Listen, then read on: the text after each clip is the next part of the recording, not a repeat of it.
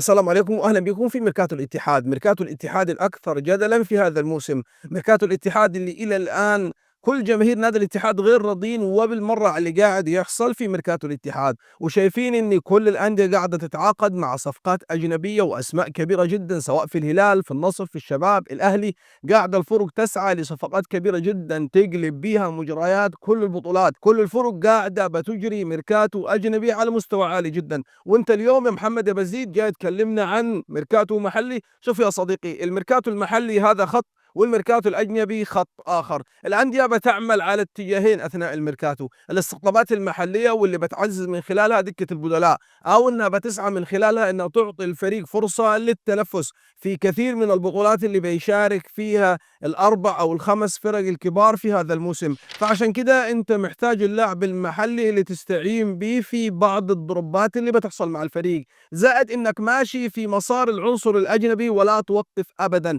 اما اللي قاعد يحصل مع الاتحاد الان وعدم التعاقد مع اي لاعب اجنبي والابقاء على نفس الاسكواد، ممكن نقول انها وجهة نظر فنية من المدرب مع الادارة، ممكن نتكلم عنها ننقدها نختلف معها، ولكن اليوم جايين نتكلم عن بعض الاسماء اللي تعاقد معها الاتحاد رسميا على المستوى المحلي. وده مش معناه ابدا اني انا لا اطالب الاداره او المدرب او الجهاز الفني الموجود في نادي الاتحاد بعدم ابرام اي صفقات اجنبيه. زي ما اتفقنا يا صديقي، هذا اتجاه وهذا اتجاه اخر مختلف جدا. فمش معنى ان انا بمتدح صفقه محليه او لاعب محلي او موافق على استقطاب لاعب محلي ده معناه ان انا قاعد اسكن او اخدر جماهير النادي على انها لا تطالب بصفقات اجنبيه. كل الفرق من حقها انها تطالب بصفقات اجنبيه وتشعل علينا الدوري وتقدم لنا نسخه مختلفه موجود فيها ثيو هرنانديز، وموجود فيها نونيز، وموجود فيها جواو فيليكس، وموجود فيها كومان، كريستيانو رونالدو. اسماء مخيفه جدا قاعده تقدم نسخه للدوري.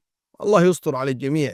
تعالوا اليوم نتكلم بعد ما تصلي على النبي وتضغط لايك وتشترك بالقناه لو ما كنت مشترك عن صفقات الاتحاد المحليه اللي اجراها الى الان في هذا الموسم. الصفقه الاولى واللي جايين نتكلم عنها هي حراسه المرمى. انتم طبعا عارفين ان الاتحاد بيعاني وبقوه في هذا المركز ويحتاج حارس مرمى محلي يكون بديل لرايكوفيتش، ده في حاله الجاهزيه الكامله لرايكو. اما في حاله عدم جاهزيه رايكوفيتش فانت قاعد تتكلم عن اثنين حراس مرمى، منهم واحد اجنبي والثاني محلي. نركن الاجنبي على جنب، مش موضوعنا في هذا المقطع، ونرجع مره ثانيه لمحمد العبسي حارس مرمى نادي الشباب، الشاب محمد العبسي، واللي كان بديل على دكة البدلاء واللي انتقل إلى نادي الاتحاد في عقد مدته 4 مواسم. هل الصفقة جيدة أو غير جيدة؟ هل اللاعب يستحق أو لا يستحق؟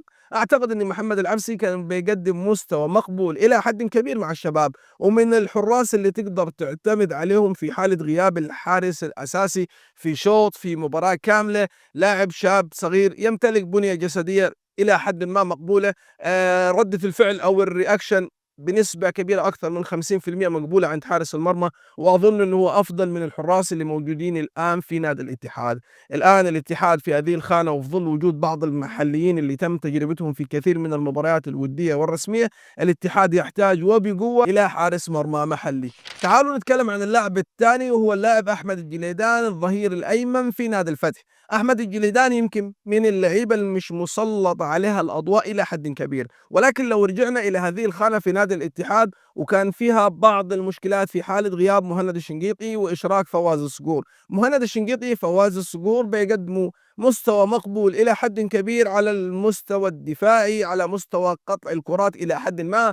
أما في مستوى التعزيز الهجومي ولعب الأوفرات أو صناعة الأهداف، أنت هنا قاعد تتكلم عن مشكلة كبيرة جدا.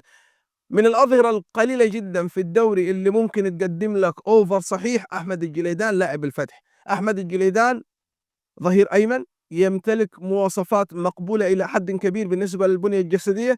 اللاعب من الناحية الفنية بيتميز بأمرين مهمين جدا: اللعب بالكرة واللعب بدون الكرة. أما اللعب بالكرة في عملية الأوفرات، الآن الظهير هو أحد اللاعبين اللي بيلعبوا بوكس تو بوكس من ال 18 إلى ال 18، ومش المطلوب الآن من الظهير إنه يقدم دور دفاعي ويقوم بعملية التشتيت فقط، مطلوب منه إنه يقدم دور هجومي في أغلب الخطط اللي بيستخدمها المدربين: 3-4-3، 3-5-2. هذه الخطط بتعتمد على فتح عرض الملعب، لازم تفتح عرض الملعب إلى أقصى حد. لا يتم فتح عرض الملعب واستغلال السرعات من خلال الأطراف وعمل الأوفرات واستغل الأجنحة في إنهم يدخلوا في عمق الملعب مع صانع اللعب ومع رأس الحربة ومع محور رقم 8، وأصنع أكبر كثافة هجومية إلا من خلال مساعدة الأظهرة في عملية الصناعة الصحيحة. هل الاتحاد يمتلك ظهير قادر إنه يقدم أوفرات أو أدوار هجومية مقبولة؟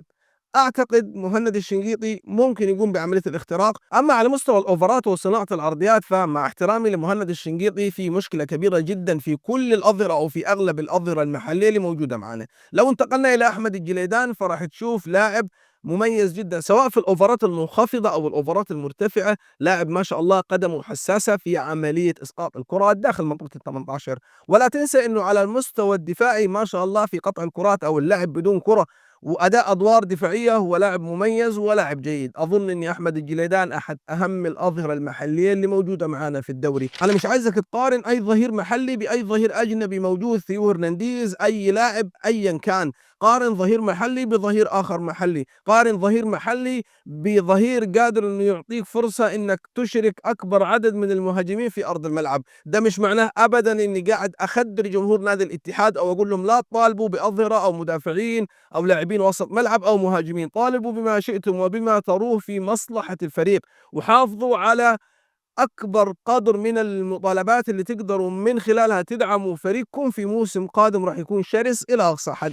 أما لو انتقلنا إلى اللاعب الأخير واللي أخبار أكيدة وأخبار كبيرة جدا قاعدة تربط اسم اللاعب بنادي الاتحاد، اللاعب علي البليهي. من هنا أظن إن إحنا حنختلف إلى حد كبير على علي البليهي. هل هو لاعب جيد؟ هل هو غير جيد؟ علي البليهي في الفترة الأخيرة وتحت ظل قيادة جيسوس قبل رحيله عن نادي الهلال كان في اختلاف كبير ما بين جماهير نادي الهلال وما بين علي البليهي، وكان في مطالبات كثيرة جدا بمنع اللاعب من المشاركة في الخطط الأساسية، وجيسوس كان مصمم على هذا اللاعب بطريقة غريبة جدا وبدون أي مبررات وكأنه قاعد يعاند جماهير نادي الهلال. وفي نفس الوقت اللاعب مع الضغوطات اللي كان موضوع تحتيها من جماهير نادي الهلال وفي المباريات كان بيرتكب بعض الأخطاء اللي سلط عليها بعض جماهير نادي الهلال الضوء وجعل اللاعب تحت ضغط نفسي كبير. اخرجوا من كل هذه الفترة واتركوا كل هذه الفترة الأخيرة اللي مر فيها علي البليهي. ولكن علي البليهي مع نادي الهلال مع كل المدربين هو اللاعب الأساسي. هل ده معناه ان كل المدربين اللي مروا على نادي الهلال هم المخطئين في تقييم قيمة علي البليهي كقلب دفاع موجود معانا في الدوري؟ وهل كل المدربين ما كانوش شايفين الأخطاء اللي موجودة عند علي البليهي ومصرين على إشراكه؟ وحتى لو انتقلنا إلى مدربين المنتخب مع اختلاف هوياتهم وجنسياتهم ومدارسهم ظلوا يعتمدوا على علي البليهي كركيزة أساسية موجودة في قلب الدفاع في ظل وجود منافسين لعلي بليهي في هذا المركز، ولكن ظل محتفظ بهذا المركز أطول فترة ممكنة. ده معناه أن علي بليهي خامة جيدة ولاعب تقدر تعتمد عليه، زاد الخبرات الطويلة اللي امتلكها علي بليهي في كل البطولات المختلفة اللي شارك فيها مع نادي الهلال، سواء كان بطولات محلية أو بطولات عالمية، مشاركات قارية، مشاركات مع المنتخب. أنت قاعد تتكلم عن لاعب مخضرم ويمتلك سي في قوي جدا في التعامل مع أندية مختلفة ولاعبين مختلفين ومهاجمين من كل بقاع الأرض يا صديقي. علي البليهي لاعب مكسب كبير جدا سواء انتقل إلى نادي الاتحاد أو لم ينتقل، انتقل إلى نادي الاتحاد أو النصر أو الأهلي أو أي فريق كان. علي البليهي لاعب أقدر أستفاد منه على الأقل لمدة موسمين. ده كان رأيي وتعليقي على الصفقات المحلية لنادي الاتحاد. منتظر رأيك وتعليقك في التعليقات يا حبيب قلب أخوك. لا تحرمني من صالح دعائك ومن دعمك، وسلام.